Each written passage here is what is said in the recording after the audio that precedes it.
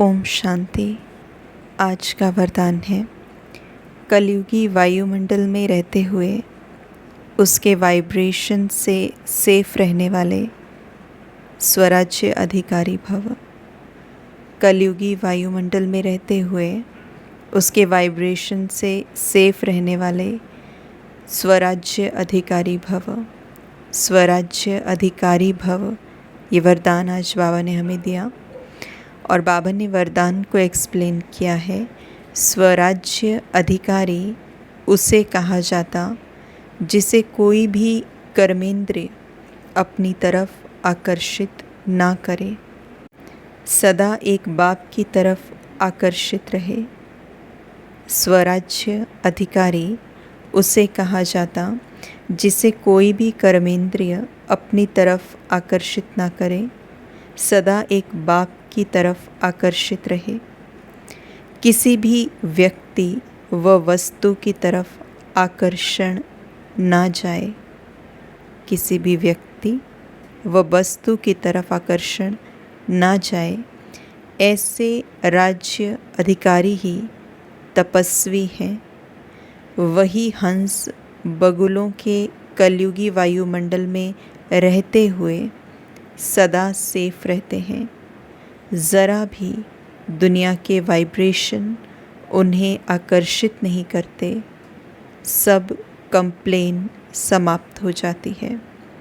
ज़रा भी दुनिया के वाइब्रेशन उनको आकर्षित नहीं करते और सब कंप्लेन समाप्त हो जाती है। तो आज बाबा ने हमें स्वराज्य अधिकारी भव ये वरदान दिया और इसका मतलब क्या है बाबा ने हमें ये भी समझाया। साथ में बाबा ने ये भी समझाया कि इस वरदान को जब हम सार्थक कर देते हैं, अपने जीवन में ले आते हैं, तो हम कलयुगी वायुमंडल में रहते हुए भी उसके वाइब्रेशन से सेफ रह सकते हैं। तो इसीलिए बाबा ने डेफिनेशन कितनी सुंदर दी है कि स्वराज्य अधिकारी उसको कहा जाता है जिसे कोई भी कर्मेंद्रिय अपनी तरफ आकर्षित नहीं करती, ना हमारे कोई कर्म इंद्रिय हमें आकर्षित करे, ना ही कोई व्यक्ति, ना ही कोई वस्तु। मतलब आत्मा जो इंडिपेंडेंट है वो किसी के भी अंडर ना हो, किसी भी इन्फ्लुएंस के अंडर ना हो। सिचुएशंस, व्यक्ति, अपनी कर्मेंद्रियाँ, अपनी देह, जो भी मटेरियलिस्टिक चीज़ें हैं, अगर हम उनके अधीन हो जाते हैं, अगर उनका प्रभाव हमारे ऊपर पड़ जाता है, हमारी मन की स्थिति के ऊपर उसका प्रभाव पड़ जाता है, तो उसको स्वराज्य अधिकारी आत्मा नहीं कहेंगे। और हम सोचें कि अगर हमें हमारी कर्मेंद्रियों की तरफ आकर्षण है, अगर हमें किसी व्यक्ति वस्तु की तरफ जो है वो आकर्षण है, तो उस समय पर जब उनका प्रभाव हमारे ऊपर आता है, हमारे मन की स्थिति के ऊपर आता है, तो हम कितना डाउन चले जाते हैं, हमारी डिपेंडेंसी कितनी ज़्यादा हो जाती है, हमारी अटैचमेंट, हमारा लगाव, हमारा झुकाव उन चीज़ों की तरफ इतना बढ़ जाता है कि आत्मा भीतर से खाली होना शुरू हो जाती है, आत्मा भीतर से कमज़ोर होना शुरू हो जाती है, अपने ऊपर से अधिकार जाने लगता है, अपने ऊपर से कंट्रोल जाने लगता है। ऐसे लगता है हम आउट ऑफ कंट्रोल हैं, हम एक ऑटोमेटिक मोड पर चले हुए हैं, लोग हमें चला रहे हैं, परिस्थितियाँ हमें चला रहे हैं, व्यक्ति हमें चला रहे हैं। और जो कलयुगी वातावरण है, the very important thing is, जो कलयुगी वातावरण है उसका प्रभाव हमारे ऊपर पड़ने लग जाता है, क्योंकि आत्मा अधीन हो जाती है और वो अधीनता का संस्कार फर्म होता चला जाता है, पक्का होता चला जाता है। क्योंकि हर एक चीज़ का द मोमेंट मुझे ये भूल जाता है कि मेरी ओरिजिनलिटी क्या है, मैं कौन सी आत्मा हूँ, मैं ही तो वो हूँ जो हर एक थॉट की रचना करती हूँ, मैं ही तो वो हूँ जिसके पास हर एक रिस्पॉन्स को चूज़ करने की शक्ति है, क्षमता है, मैं ही तो मास्टर हूँ। जब हमें ये चीज़ें भूल जाती हैं कि मैं कौन हूँ, मैं कैसी आत्मा हूँ, मैं किसकी हूँ, तो धीरे धीरे आत्मा अधीन हो जाती है।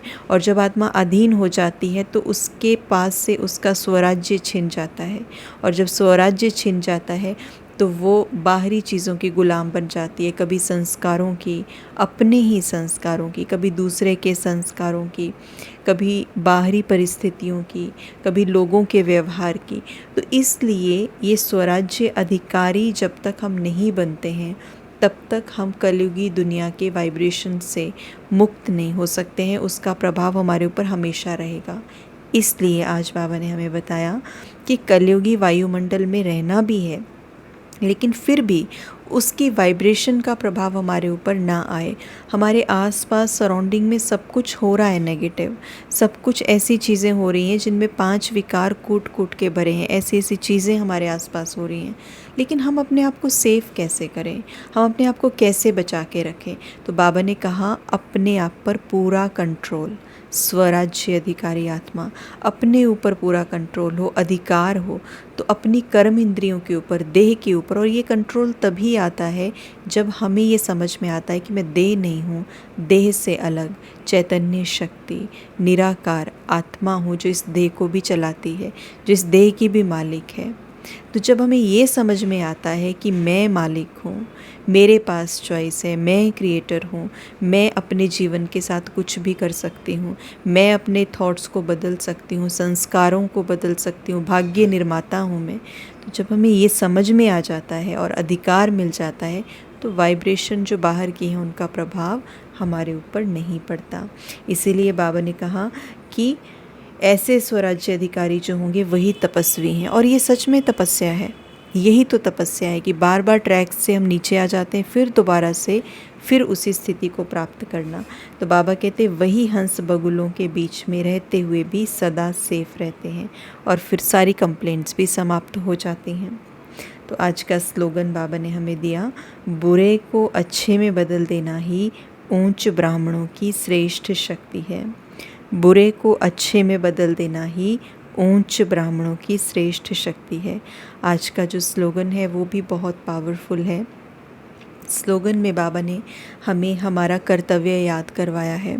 अगर हम अपना एक दिनचर्या को अगर हम देखें, ऑब्ज़र्व करें, उस दिनचर्या में आप देखिए, हमें अपनी अगर चेकिंग करनी है तो उस दिनचर्या में हम देखें कि हमारे जो रिएक्शंस हैं, हम किसी चीज़ पे जब चिढ़ जाते हैं, किसी की बात बुरी लग जाती है, या किसी एक आर्ग्यूमेंट में हम चले जाते हैं, या कुछ नेगेटिव हो जाता है, या हमें हमारी स्थिति पे किसी की बातों का जब प्रभाव आ जाता है, तो वो उस समय हमारे अंदर उस आत्मा के लिए क्या थॉट्स चलते हैं, क्या थॉट्स चलते हैं, ये हमारी चेकिंग है। हम उसके लिए क्या सोच रहे होते हैं, क्योंकि जब चीज़ें हमारे अनुसार नहीं होती हैं तो हमारे संकल्प चलते हैं बहुत ज़्यादा उनके लिए, और वो संकल्प कुछ पॉजिटिव नहीं होते। हम ये नहीं कह सकते कि ये तो बहुत पॉजिटिव संकल्प हैं, ये इवन पॉजिटिव भी हैं।